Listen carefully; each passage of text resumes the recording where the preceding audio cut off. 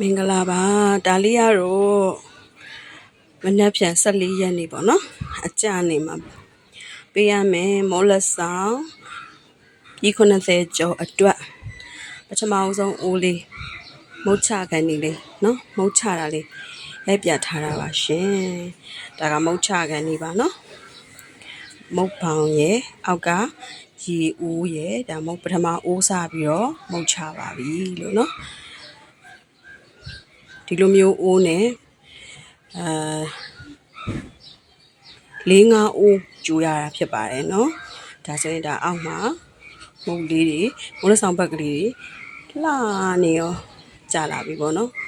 ပြီးသွားရင်ဒီမိုးလက်ဆောင်ဘက်လေးတွေကိုရေအေးပြန်လှည့်ပေးရပါတယ်လို့เนาะအဲ့ဒီရေအေးပြန်လှည့်ပြီးသားမိုးလက်ဆောင်ဘက်လေးတွေကိုအုံတို့ထညက်ရေအုံဒီပတ်နှစ်သက်ရနဲ့စားနိုင်တယ်